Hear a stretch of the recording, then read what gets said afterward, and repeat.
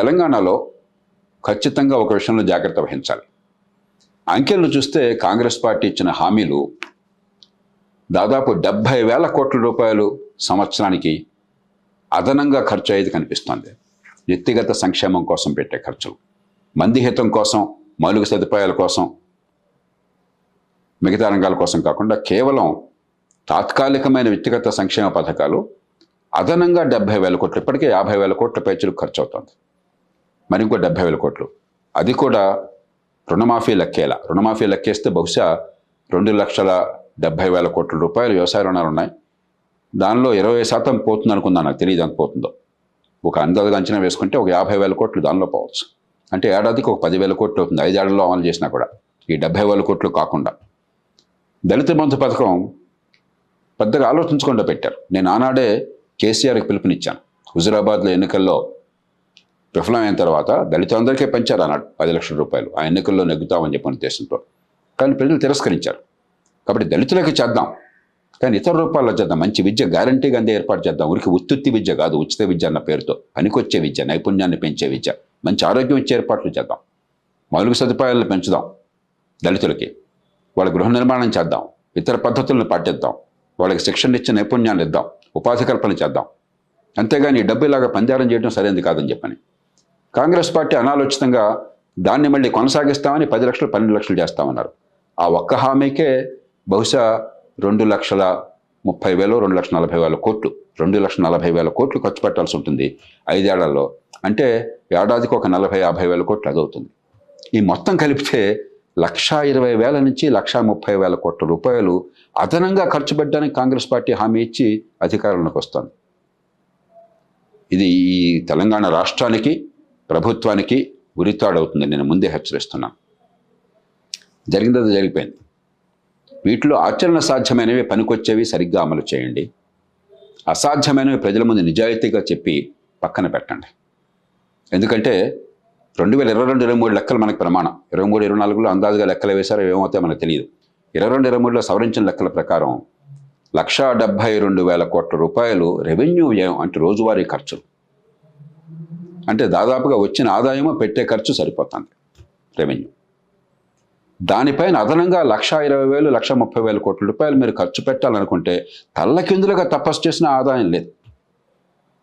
అప్పు చేసి ఈ డబ్బు అదనంగా ఖర్చు పెట్టాలంటే రాష్ట్ర భవిష్యత్తుని మీరు స్వయంగా అంధకారం చేస్తున్నారు. ఈ మాట ఎన్నికైన రోజున హెచ్చరిస్తున్నాను నేను, ఎందుకంటే తర్వాత చెప్పడం అనవసరం. ఇప్పుడే తొందరపాటు లేకుండా చాలా జాగ్రత్తగా ఎన్నికైన తర్వాత నింపాదిగా ప్రజల దృష్ట్యా, రాష్ట్ర భవిష్యత్ దృష్ట్యా ఆలోచించి నిర్ణయాలు తీసుకోవాలి. ఖచ్చితంగా సంక్షేమం అవసరం, కానీ సంక్షేమమే పాలన, అభివృద్ధి వద్దు అనుకుంటే అది కాదు ప్రజలు ఇచ్చిన సంకేతం. ఈ దేశంలో ప్రజలకు సంక్షేమము కావాలి, అభివృద్ధి కావాలి. అభివృద్ధిని నాశనం చేసి సంక్షేమం అనుకుంటే రాష్ట్ర భవిష్యత్తు అధోగతే, ఆ పార్టీలకి భవిష్యత్తులో అరణ్యరోధన మిగులుతుంది.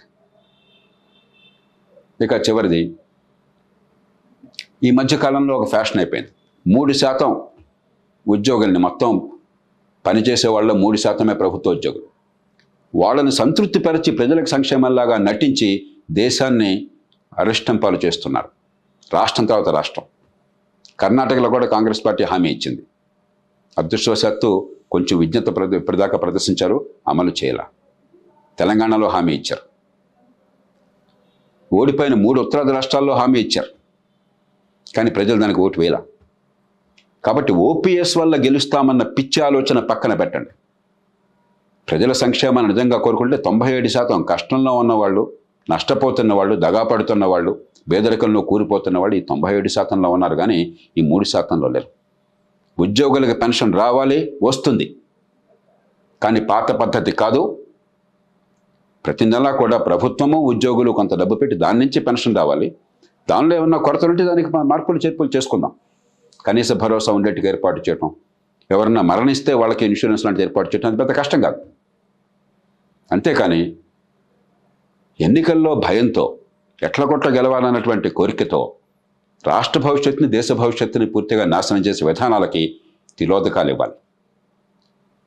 లేకపోయినట్టయితే పచ్చగా ఉన్న తెలంగాణ రాష్ట్రం పరిపాలనలో లోపాలు ఉన్నాయి, ఖచ్చితంగా ఉన్నాయి. అధికార కేంద్రీకరణ కావచ్చు, అవినీతి కావచ్చు, ఆశ్రిత పక్షపాతం కావచ్చు,